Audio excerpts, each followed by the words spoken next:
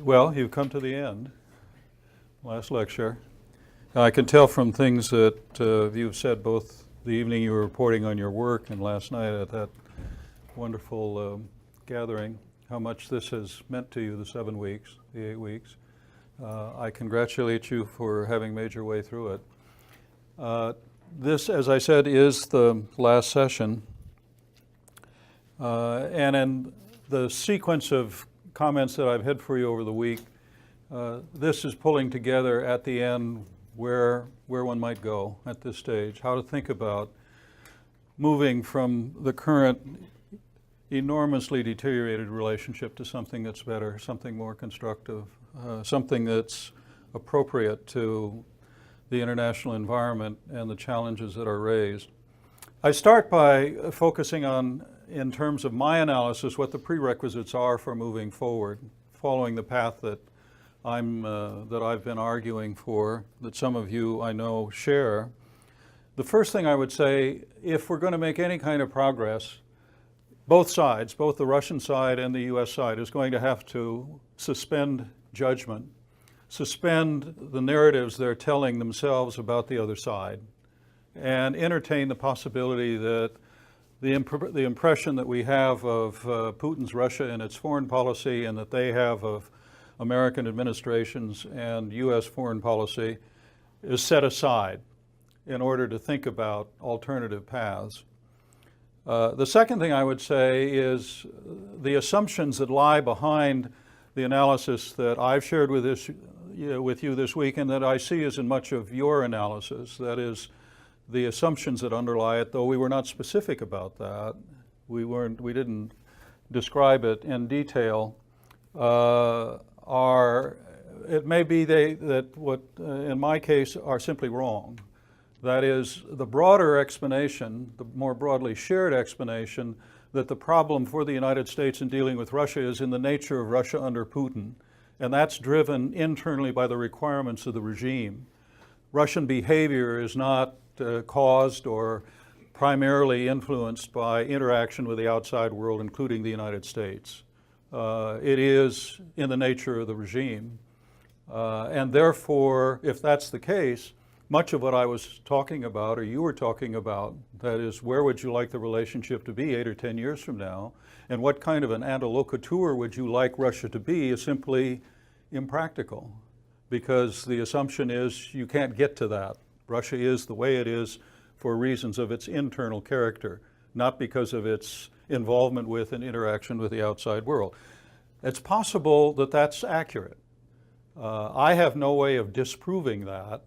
You can make, based on whatever level of information exposure you've had to the Russian side, you can make an argument that it's not, for one reason or another, compelling as an argument, but you can't disprove it.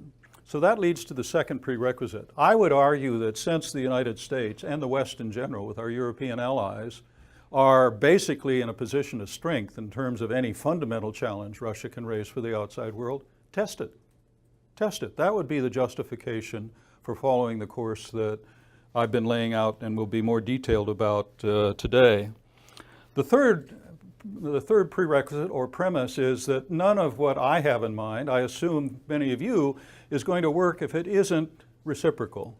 If the US takes an initiative that's positive, that tries to move in this direction, if the Russians don't respond, if they don't build on it, then it goes nowhere.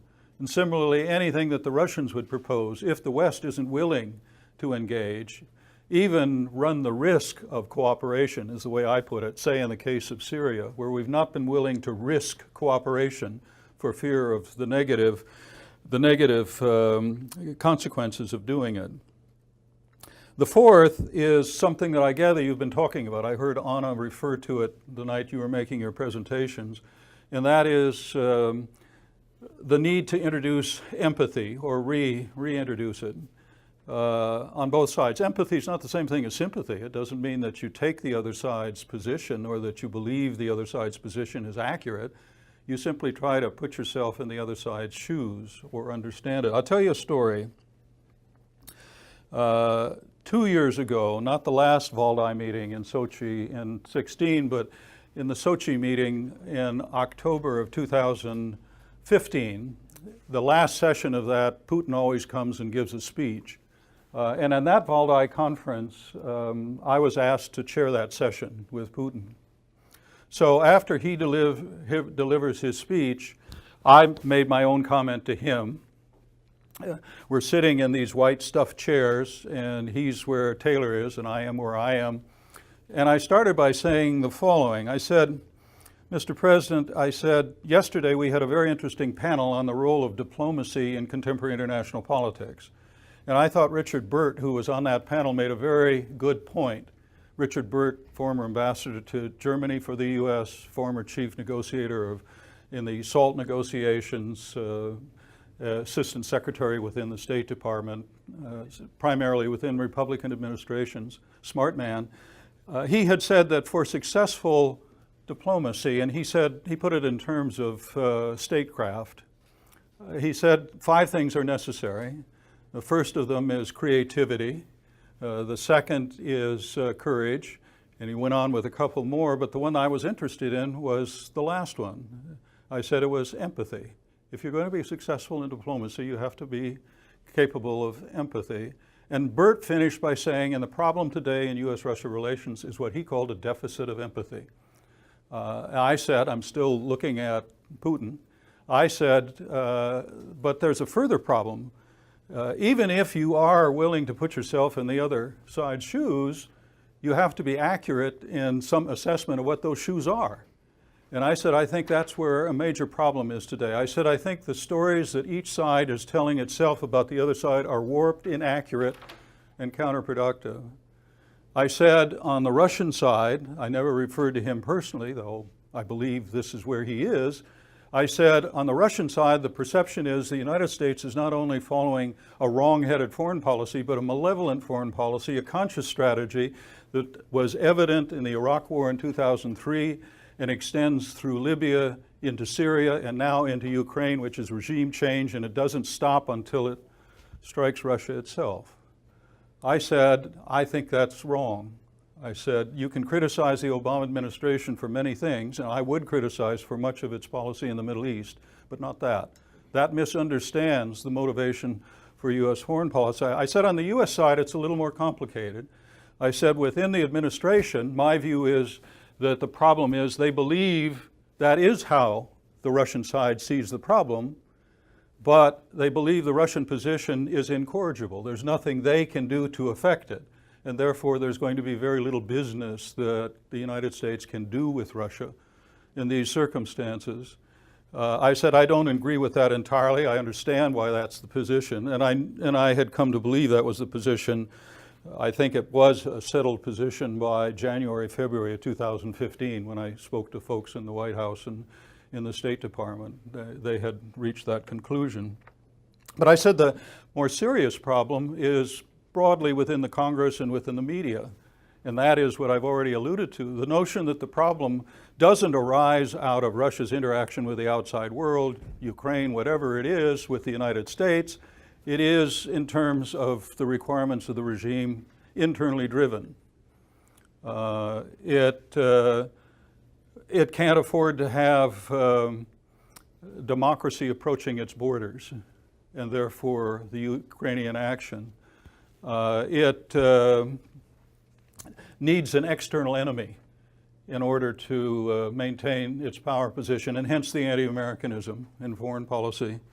And when its sources of legitimacy through economic success and everything that had been happening since 2008 fade, it substitutes a crude alternative, Krym nash, nationalism in that context. Therefore, in the perception of much of the Congress and the media and so on, this is the explanation. This is the story they're telling themselves about the Russian side. I said, I don't agree with that. I think that's wrong. I said already in my opening comments that I can't disprove it, but I believe that the way we go about policy is to test it. And that's what I have to say today. I said to him, so Mr. President, I've got 2 questions.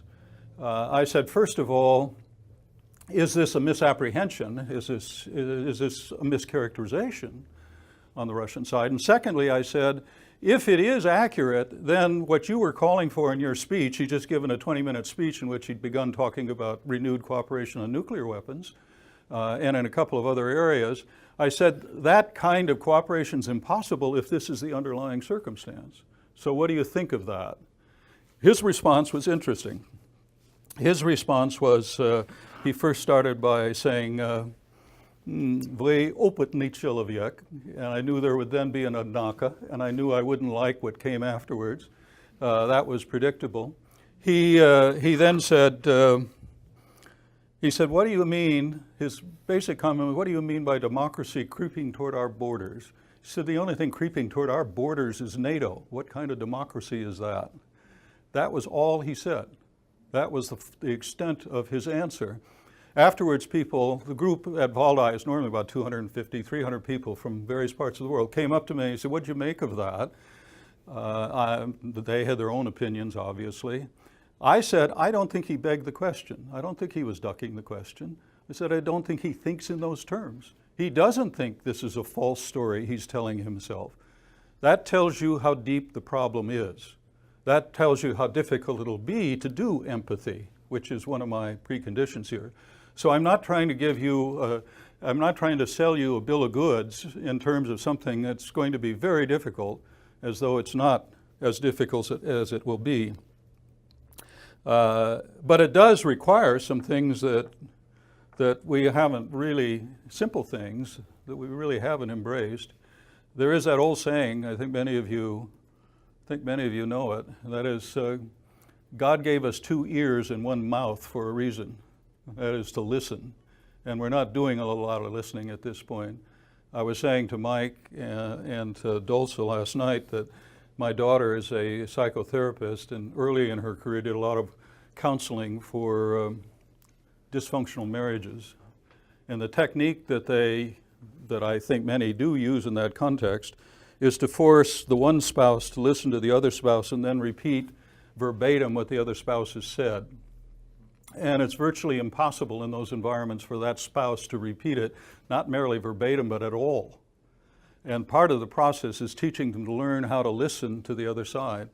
We need a little marriage counseling in this US-Russia relationship at this point. We don't know how to listen to one another. And as I said, in terms of my definitions of qualities from the original Cold War, the first one is that it's the other side's entire responsibility. The essence is the problem, and because of the nature of the other side, not just its behavior, but because of the essence of the other side. And as long as that exists, we're not going to be good listeners. We're not going to be interested in listening. And if we're not interested in listening, then we don't even have a starting point for empathy along the way, beginning to understand it. One of the more promising aspects today, then, may be the fact that Tillerson and Lavrov have agreed that they want to have what are called strategic stability talks. They'll begin discussing it.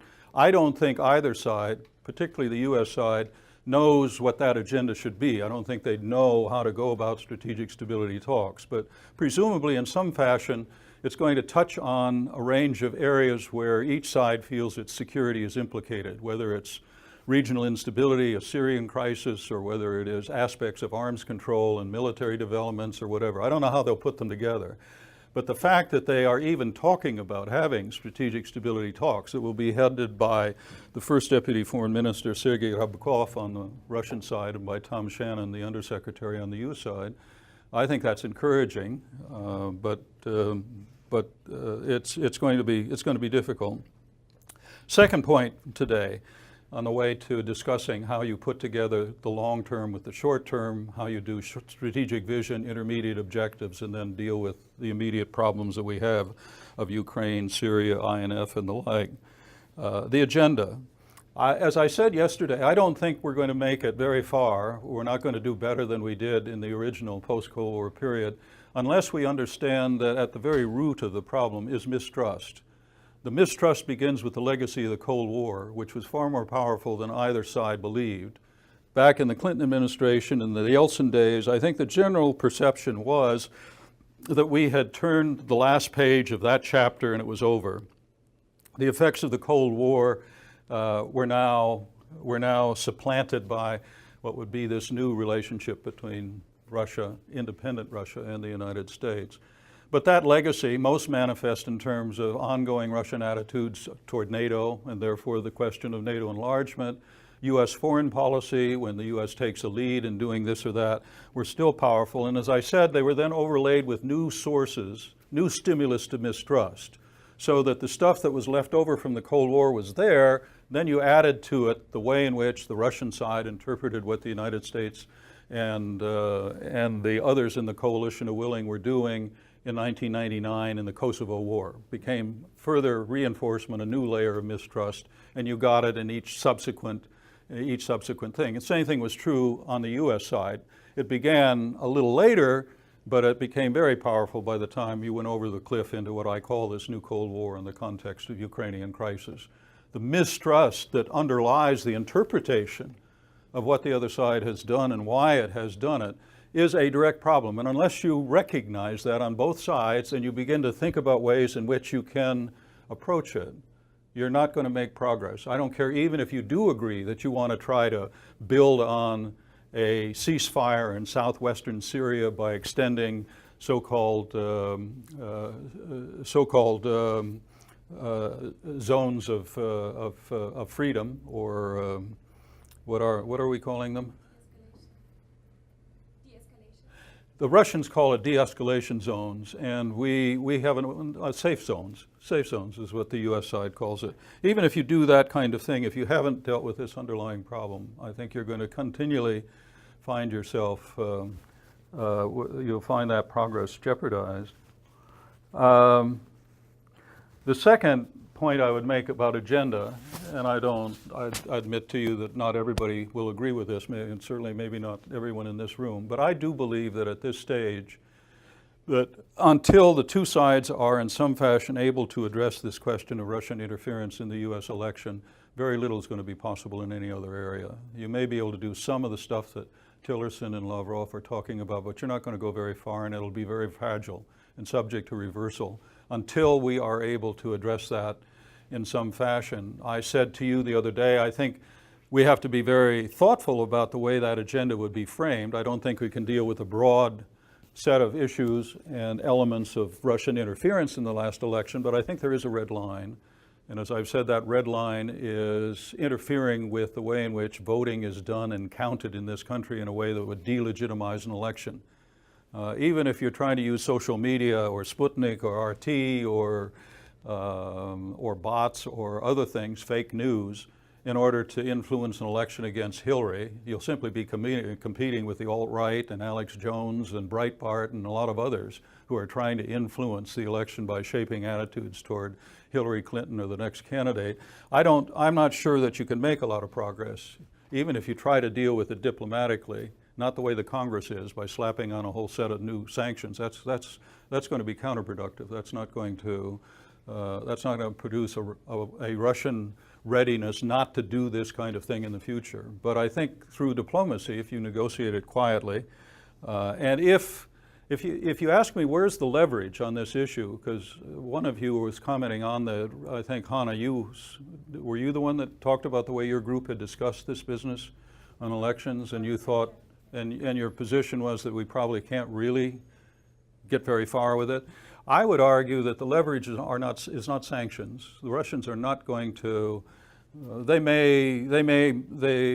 Putin or people around Putin may instruct agencies like the subcontracting they did with the GRU does or FSB does, with some kind of limits, but not a way that fundamentally solves the problem. I think the leverage is for the Russians to recognize, as they do not at this point, Putin, as he does not, that this is a serious issue on the U.S. side, and for those 98 senators that voted for the sanctions, 98 senators that voted for those sanctions, it's a national security matter. For the Russians to recognize that since it is a national security matter, and 98-2 vote on those sanctions, which means they see this issue as coming before any other, coming before Ukraine, coming before Syria, and so on. I think the leverage is for Russians to recognize that reality. And if they care to make progress on the agenda, they're going to have to agree in the right circumstances to deal with the issue. That's the way in which I would think about leverage and how you, in fact, convince them. But in any case, that's comments about agenda. What about task? Well, as I've said, I think the difficult, indeed it ends up being the impossible task for governments, is integrating short-run responses to the problems that are there, Ukraine, Syria, INF, and so on, but with a longer-term vision of where you would want this relationship to be on the American side, where you'd want the relationship to be. We used 8 years, but 8 years, 10 years from now. And on the Russian side, where do you want the US-Russia relationship to be 8 to 10 years? How do you pull those two things together? And how do you set intermediate objectives over the next 4 or 5 years, more concrete, more limited, that take you in that direction? And then, as I said, a strategic vision that as you go about your Ukrainian policy, whether you're Moscow or whether you're Washington or whether you're Brussels or Berlin, that is consonant, where one doesn't get in the way of the other, allows you to make progress on it.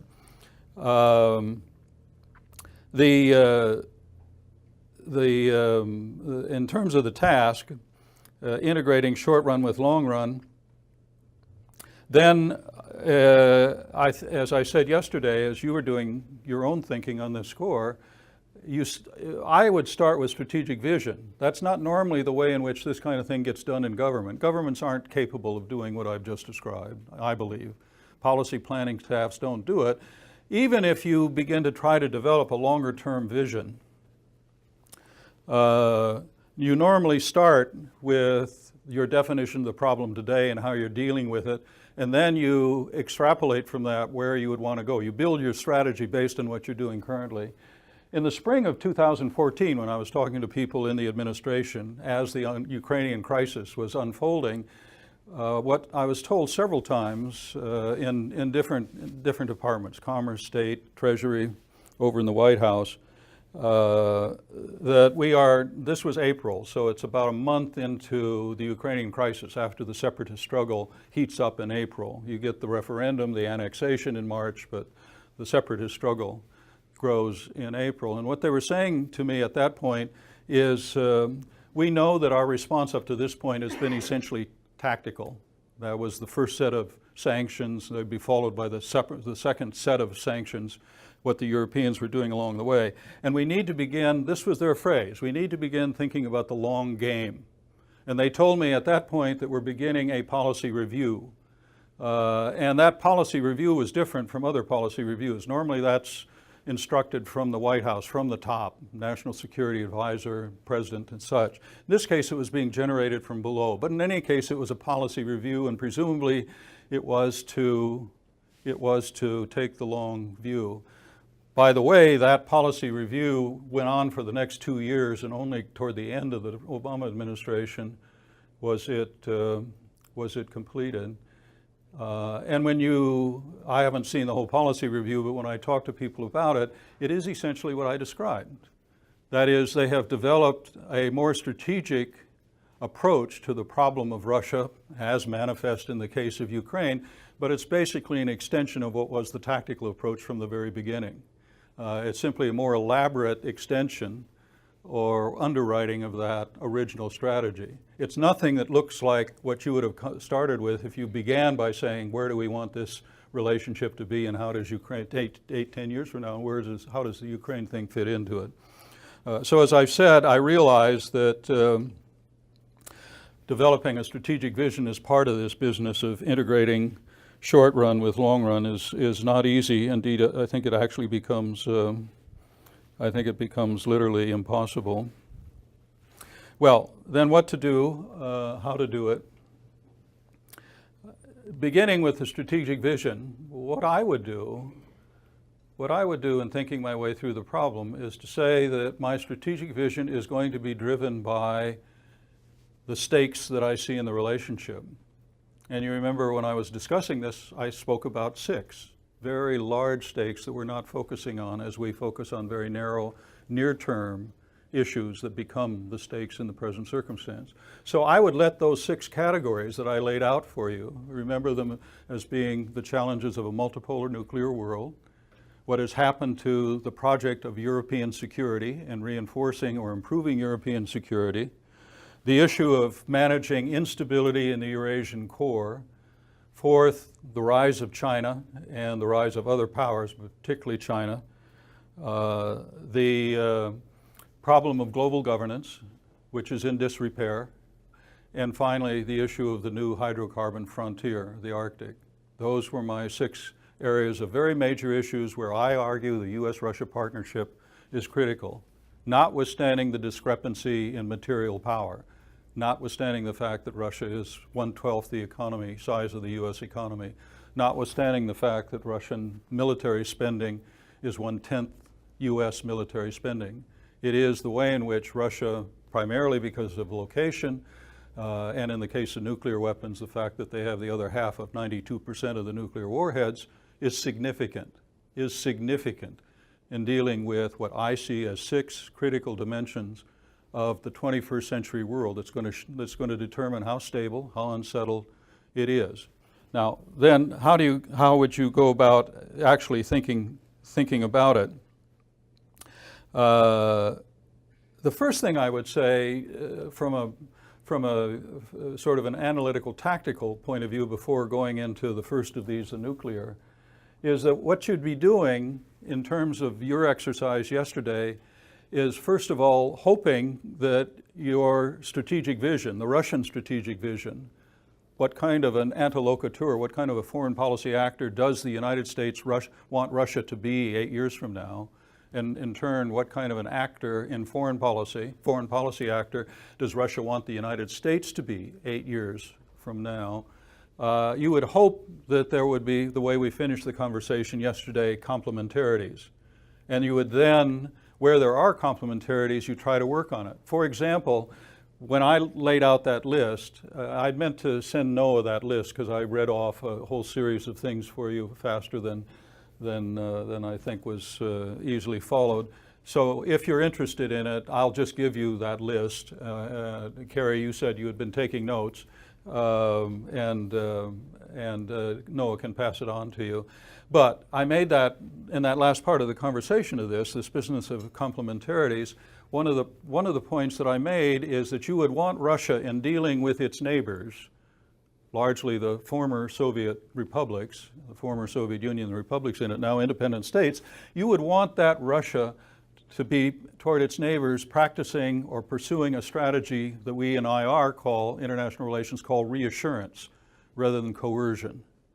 But in order to make that possible, or in order to create what I call a constructive complementarity on the Western side, what do you want? You want a US and a European policy that's encouraging these neighbors of Russia to pursue constructive relations rather than encouraging them to engage in balancing behavior. That's the complementarity that you'd be looking for as you compare elements in this strategic vision. Economists call that alternative to balancing risk aversion. And if you can think about the economist's concept of risk aversion in a political context, that is, you try to create options for yourself both ways, rather than choosing against one by balancing, that is, aligning. And you've seen that in the neighbors, the Ukrainians and the Belarusians. The Belarusians have chosen a balancing strategy for most of the time. The Ukrainians vacillated around a balancing strategy, and they were in opposite directions. Belarusians balanced toward Russia. Ukrainians at various points wanted to balance toward Russia. And we would be living in a very different world if everybody had wanted Belarus and Ukraine to be practicing a risk aversion strategy rather than a balancing strategy. Well, let me then turn to the 6 and go through the exercise as I would do it. In the nuclear area, I laid out, from my point of view, all of the concerns I have about both the complexities and the dangers of what's happening among now nine nuclear powers. And that ought to be on your mind. Over lunch today with Lasima and with Mike, we were talking about the Economist article that I'd mentioned to you before, the headline of which is how a nuclear war in the Korean Peninsula would begin, how it would end. A week in which we've got a president on a golf course saying that he will visit fire and fury on the North Koreans. And then today, doubling down by saying our position is one of lock and load. And as Lasima said, the news in the newspapers that you'll find this evening when you look at them is the Chinese have said that they will defend North Korea if North Korea is attacked. They will not defend North Korea if North Korea is the first one to launch an attack, but they will defend North Korea otherwise. As I've said in some contexts, Seoul, the city, the central area is just under 10 million people. The metropolitan area is 25 million people. That's roughly half of the population in South Korea, and all of that is 55 kilometers from the border with North Korea. So dangers in a multipolar nuclear world are suddenly very real, but they're more fundamental and broader than that, as I tried to describe for you the other day when talking about the stakes. In this case, what I would do would be, in terms of the long run, where do we want U.S.-Russia relations to be on the set of dangers and complexities of a multipolar nuclear world 8, 10 years from now? I wouldn't try to sketch that in any kind of detail. I would have several things that I'd be looking for. I would hope that the two countries had worked very hard to include China in efforts to manage this multipolar nuclear world, because I don't think any longer, given its multipolarity, even though the United States and Russia have 92% of the weapons, that they alone can preside. They're going to need, at a minimum, China in order to make any kind of progress. And I don't think it's going to be in the old conventional way of negotiating a strategic arms limitation treaty. It'll be multiple forms and multiple actions. And therefore, the second thing I would say is that I would hope that the United States and Russia, and as part of that hope, including China as well, would be finding some areas they could work that did make a contribution. Maybe it would be a code of conduct for cyber, or some constraint on the weaponization of space. Space is already militarized, but it's not yet weaponized. Or maybe it would be what people have talked about, a global INF. You've got a bilateral U.S. intermediate nuclear force limit treaty, but the major problem internationally is the number of countries that have intermediate nuclear forces, and that may be driving some of Russia's willingness to violate the INF agreement today. Or maybe it would be limiting the missile defense efforts of countries. I think that horse is out of the barn at this point, and I don't think we're going to be able to go back to 1972 and proscribe missile defense or abandon the missile defense effort. But I would like to see it constrained.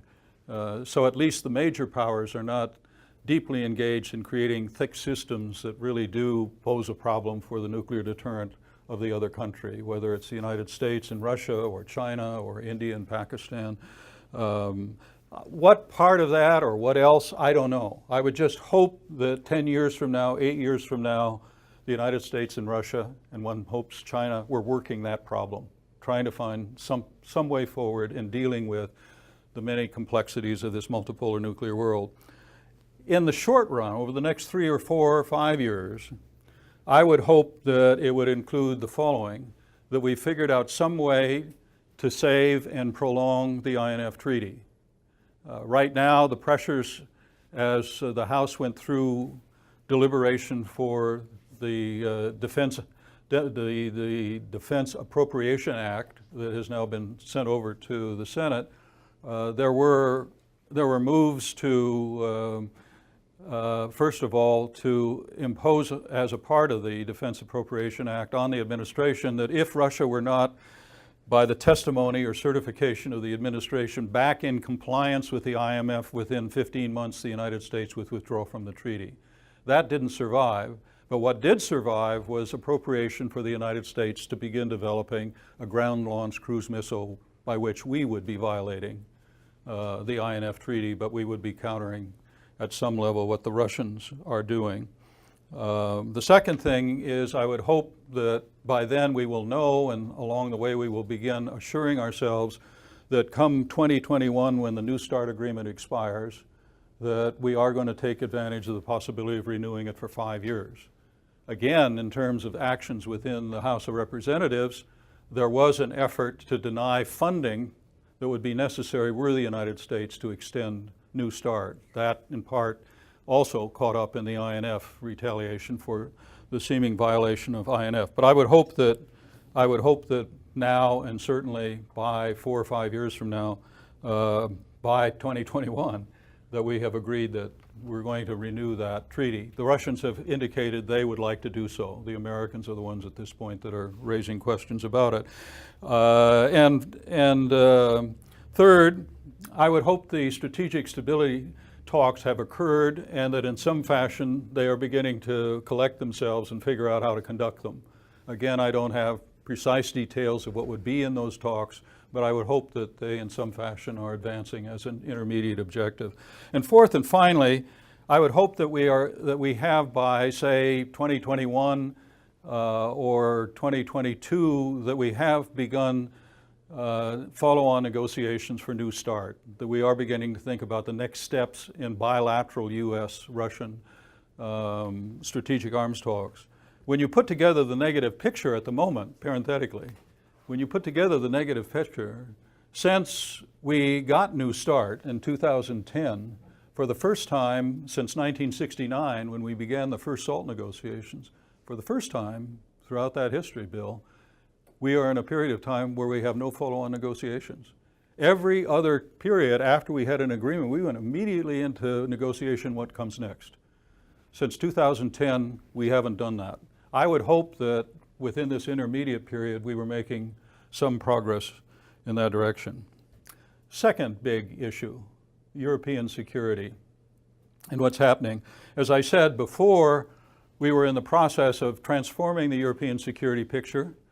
The hope was, out of the Charter of Paris for a New Europe, out of the agreements that were being done, creating the Vienna document, doing the Conventional Forces in Europe agreement, the demobilization of forces, transformation of NATO, the collapse of the Warsaw Pact, and the rest of it, creating a kind of regional island of stability in a global environment where most other important parts of the globe were potentially unpredictable and unstable. One of the premises for this, I keep referring to it, the Euro-Atlantic Security Initiative, and why they were arguing on behalf of a Euro-Atlantic security community was not just stability within Europe, but they were arguing that the one region as a region with major powers in it that could exercise leadership in dealing with global issues in the 21st century, whether it was terrorism or climate change or otherwise, was Europe. You needed a Euro-Atlantic security community, not just for security and stability in Europe, you needed it for leadership in addressing the global environment. Well, that was the hope, and as you know well, that has all disappeared. So for the long run, that is 8 to 10 years from now, I would set as the objective, if I were in Washington and in Moscow, remember that prerequisite. All of this requires reciprocity. It can't be done by one side. It'll all collapse if there isn't reciprocity, if we're not dancing together. If we're dancing alone, none of what I'm talking about makes any sense. But I would hope 8 to 10 years from now that Russia and the United States, and in this case, obviously Europe, the key players within Europe, we're talking about European security, we're again focusing on political and economic steps that enhance common security, as opposed to focusing on national security driven by the threat perceptions that people are operating with today. That would be my target in terms of a strategic vision for 8 to 10 years from now. That is, if you will, a lodestar. It may not be a practical goal, or we can see the finish line, but a lodestar of again, a Euro-Atlantic security community. I'm sometimes stunned when I think that, we're 2017, and for at least the last 2 years, which would only have at that point have been 2 or 3 years beyond when we reported the Euro-Atlantic Security Initiative and the Munich Security Conference, the large international conference in this area, that has, within 2 to 3 years of that report that called for the things that it called for, and people that are not, as I said, egghead academics in ivory towers, sort of dreaming about a world, but people that in the past had dealt with it for 50 years, or a good portion of them, that within 2 years of that, it was utter pie in the sky. Nobody even was thinking in those terms 2 years after that. But in any case, a Euro-Atlantic security community is a kind of, I don't know, perhaps ever receding lodestar, but something of a guide as part of this business of focusing on political and economic steps that would lead toward common security. And second, what it would be, however you fill in its detail, that we again, rather than remilitarize European security along a new central front across fragile states, a new central front moved to the Bug from the Elbe, that instead what we would be doing is emphasizing the demilitarization of European security, however you want to fill it in. The demilitarization, not the remilitarization of European security. Intermediate objectives, well, some of you yesterday called for it. I think on both sides. I think both those did the Russian, those did the US side. That is that we restore or that we relaunch the NATO-Russia Council and the working groups under it. Those working groups that were dealing with terrorism, and terrorism in a very productive way. That is, we were looking at sharing technologies that were across the sides that we didn't have. There were capabilities that a company in St. Petersburg were developing for monitoring financing within terrorist establishments that the West didn't have. And there are things that the West have, NATO countries have, that the Russians didn't have. That working group was making progress and thinking of how we could collaborate at that level. There was collaboration, slow moving, but it was there on military reform that would have assisted the Russian side in carrying out military reform. There was practical cooperation in dealing with piracy internationally in those working groups under the NATO-Russia Council. There was some cooperation that we were beginning to think about in the cyber area. All of that shut down. So for an intermediate objective, never mind the broader discussions in the NATO-Russia Council about what's going on in security terms, military efforts, an intermediate objective would be to try to relaunch as much as you possibly can. The second would be to look at, in the context of what's happening now between the Russian military, particularly in the Western Military District, a little bit in Kaliningrad and to the north, and NATO in terms of the Baltic states and Poland, but even more broadly within NATO, begin looking at what would be useful confidence-building measures. I think some of you said that yesterday too, when you were talking about short-term objectives. What kinds of confidence-building measures, CBMs, would be useful in the context of what is happening now, even before you get to the prospect of reversing it? Including at the very beginning what we need to be doing, and both sides say they want to do it, are deconfliction agreements. So we reduce the dangers of Russian military aircraft in the Baltic and in the North Sea flying without their transponders on, or flying too close in one way or another. Or actually, it's not as much in the news, the West is doing some rather vigorous pressing as well in that area. We've got deconfliction agreements where, as I said, the two air forces are operating in the same country, in Syria, but we don't have it on the European coast. And both sides say they want it. I would hope that we begin doing that certainly as an intermediate objective. And third, I would hope that we are, rather than threatening or imperiling the Vienna document, which is the exchange of data and increased transparency, if you will, monitoring of what's happening militarily in Europe, that rather than, as I say, tearing it down, that we are in the process of strengthening it, the Vienna document. Same thing for the open skies. The Congress is all upset about open skies because they maintain, this is not a new issue, this has been there for 4 or 5 years now, that the Russians are introducing technologies as they overfly Western territory, which is too intrusive and violates the spirit of the Open Skies Agreement, and therefore threatening funding for open skies. But open skies is a process by which each side overflies the territory of the other side and keeps track of what's happening militarily. I would hope that rather go that direction, that we are again on the path of strengthening open skies. Fourth and fifth, maybe another effort, provided it's not wide-eyed, but common sense, at conventional arms control, thinking about at least portions of it that would help to stabilize the situation in Europe. Perhaps most of all focused on the way that the two sides exercise their military forces. As I said, there's going to be a hurricane of concern in the Western press over Zapad 2017 when it occurs in Belarus next month.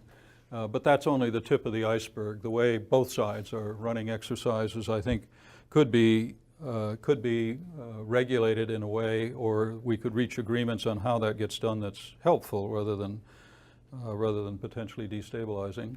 And the same thing is true in terms of reopening the question of whether there's a possibility of cooperation on missile defense in the European context. As I said, when we did the exercise in the Euro-Atlantic Security Initiative, very serious people with a lot of experience in this area, including 5 former ministers of defense, they came to a conclusion on how you cooperate. It wouldn't be a joint system. We can't do that. We're not going to get to that. But ways in which we cooperate so that we take missile defense off the table of the negatives and we put missile defense on the table of things that are constructive or positive. The Eurasian core issue, I've said to you that I believe the crucible or the engine of instability in international politics over the next 20 years is going to be the Eurasian core, the former Soviet Union, Central Asia, Caucasus, and the like. And those of you who have spent some time in Central Asia, I think, don't disagree that its future is not settled and predictable at this point, and stable and secure. So what in terms of the longer run? And again, it's more spirit or character than it is concrete situations. The first thing I would say is something that we never accomplished because we never tried to achieve it. We never understood how the interaction between the United States, NATO, the West, in the post-Soviet space with the Russians would produce the problems that it has, down to and including the Ukrainian crisis. So it would be an effort consciously to think about what a modus vivendi for the actions of all sides in the post-Soviet space would begin looking like. What would a modus vivendi be? And you know that under Medvedev, the Russians said, well, you know, this is a sphere of privileged interests. I would just assume that we stop thinking about what Russia's sphere of privileged interests is all about and what a modus vivendi would look like when the United States and the Europeans, for that matter the Turks and others, are involved in Central Asia, which they're going to be, as they are involved in the Caucasus, which they are going to be. Secondly, in terms of the long run, 8 to 10 years from now, I would hope that there's a reconciliation of, and maybe even to some degree, cooperation between institutions. That is, that we've figured out some ways by which, rather than rivalry or tension and conflict, that there is at least a reconciliation, if not formal cooperation, between EU and the Eurasian Economic Union.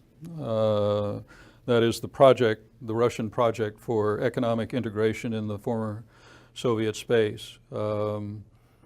Between the Shanghai Cooperation Organization and or the CSTO, the Collective Security Treaty Organization, and NATO on practical problems where they can work together. As I said, narcotics, maybe terrorism, that's even issues of stability.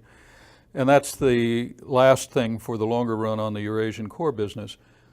Cooperation in dealing with regional instability in the post-Soviet space. Cooperation in dealing with regional instability in the post-Soviet space. Now, if you think that's outrageously unrealistic, given Ukraine, or given the Georgian War in 2008, then don't forget about 2005 and the Tulip Revolution in Kyrgyzstan. The two sides, Russia and the United States, this is Putin era, cooperated in dealing with the instability in Kyrgyzstan in 2005 when the Akayev regime was overthrown. And they were very careful to coordinate and communicate within that context. They've demonstrated they can do it in the right circumstances. Intermediate objectives then in this context. The first of those would be progress on Ukraine. And here, there isn't time for this. I know you spent an awful lot of time, and a number of you have actually been spending your time in Ukraine and thinking about the issue. Progress on Ukraine would be an intermediate objective. From my point of view, it would have several elements. It would first of all be normalization of Russia's relations with Ukraine as much as possible. Neither side is thinking in those terms. Neither side thinks it's possible, neither side thinks it's desirable at this point. But normalization, including practical forms of economic cooperation between Russia and Ukraine. In the long run, it is not in Ukraine's interest and Russia's interest to have a white-hot hostility with your largest and most important neighbor. Either way you look at it, each is the other's largest and most important neighbor. And to have a relationship of white-hot hostility isn't going to work with a deeply embedded conflict over territorial irredenta that's going to be from here forward.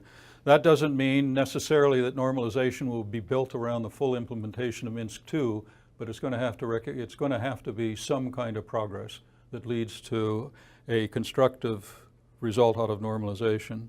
Peace and stability largely in eastern Ukraine, including perhaps in this context as well, confidence-building measures by which you deal with what each side and the other parties, the separatists, are doing in the area, and a secure border that's within Ukraine's control, central Ukraine's control.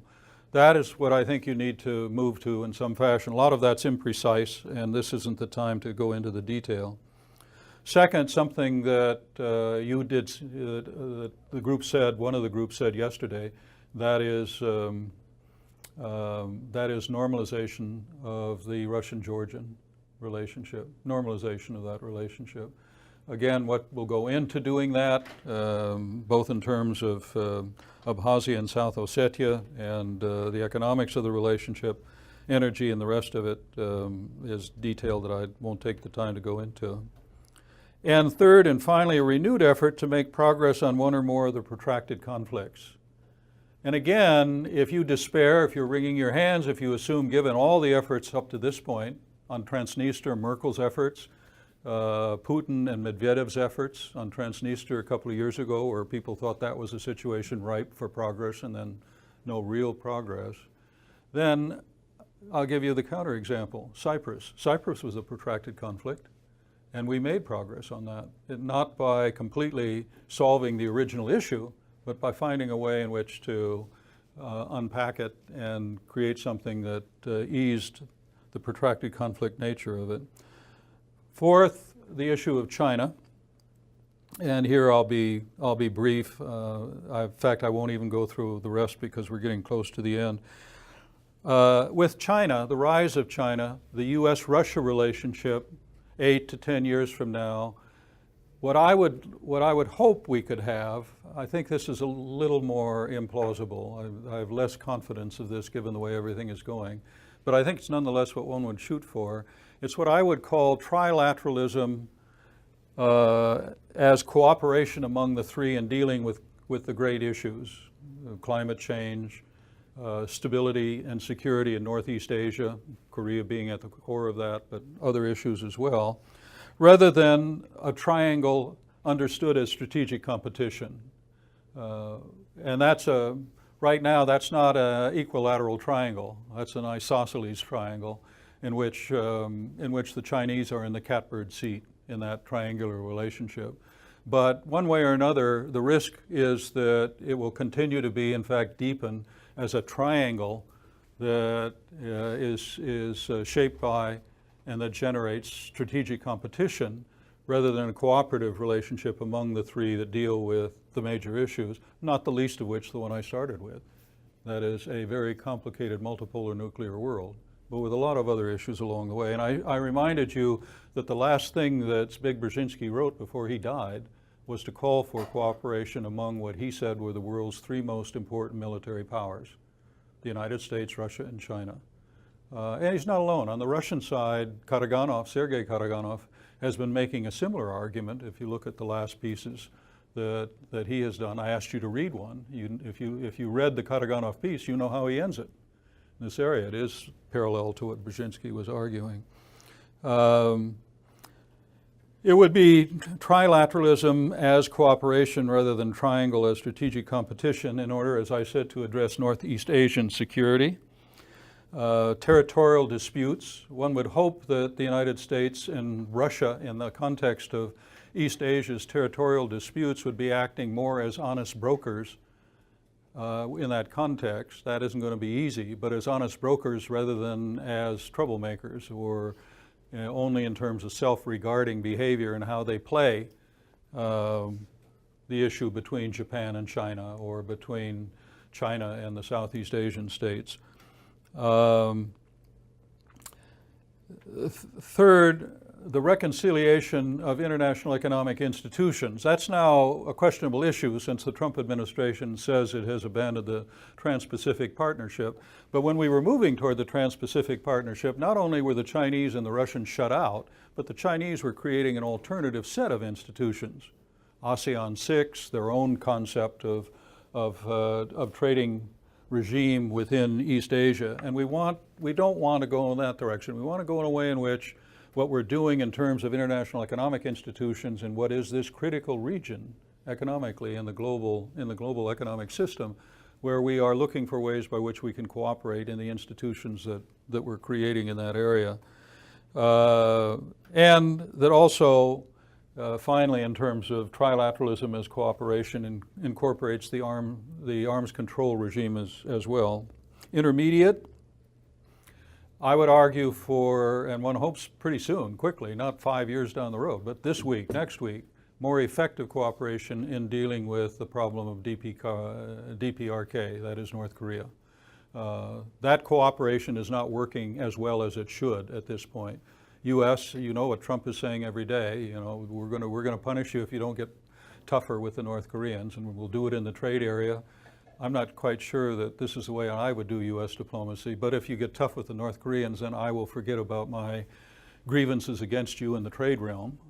But in any case, that's the way it's set up right now. And the Russians have tended more or less keep their hands off and tilt toward the Russian side rather than trying to find some way to reconcile the Chinese and the U.S. tactical approach to the North Korean issue. So more effective cooperation on North Korea. Three-way or at least coordinated bilateral strategic stability talks. I referred to strategic stability talks in the nuclear context, but I think we need to have them either three-way or at a minimum 2 sets of bilateral talks that are then somehow coordinated. The United States with China, the United States with Russia, maybe Russia with China, but then coordinated along the way. And finally, as I noted early on, working very hard to see if we can't find a way by which we can get the Chinese to invest in strategic nuclear arms control sooner rather than later. They've been reluctant, they've not been willing to do it in terms, that is, transparency with their own forces that would make that kind of thing useful. Well, I could do the same thing for you in terms of global governance and the Arctic, but we're at time now. So let me finish with this last thought.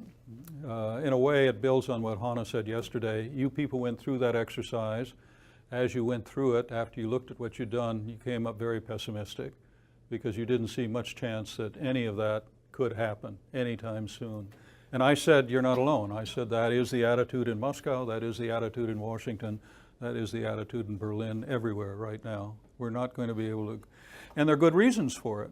As I've said to you, the headwind, political headwind in countries, the individual countries, the nature of the relationship, the hole that we're in U.S.-Russia relations, it's very powerful.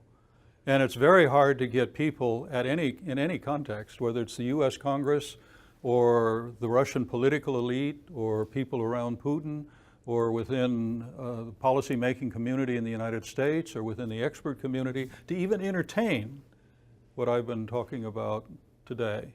That headwind is very, very powerful. But in the first 2 years of the Reagan administration, you had a rapid ratcheting up of the tension and intensification of the Cold War that we had not seen since the Cuban Missile Crisis in 1962. In 1983, well, by 1982, Reagan was talking about the evil empire. And in the United States, we were focused on Russia as an increasing military threat, in particular a Russia or a Soviet Union that we believe was seeking nuclear superiority over us. In 1983, Andropov, as General Secretary, was saying we are on the verge of or near nuclear catastrophe. His phrase, nuclear catastrophe. In September of 1983, the Russians shot down Korean airline 007. 2 years later, Gorbachev comes to power, and within fairly short order, Gorbachev begins to introduce domestically perestroika. Its foreign policy counterpart was, you remember, новое политическое мышление, with all of the fundamental conceptual changes that were introduced. The Reagan administration, a hardline conservative administration, by 1985, as it goes into its second term, is cooperating. And 6 years after KAL 007 is shot down, the Cold War ends. 6 years later, it ends. Well, I would hope some of that the possibility is here now. If it's not, if it's longer run, then I'm impressed with you guys. And as Carrie was saying last night, given the mess that my generation has made of this whole thing, we'll be counting on you. So good luck.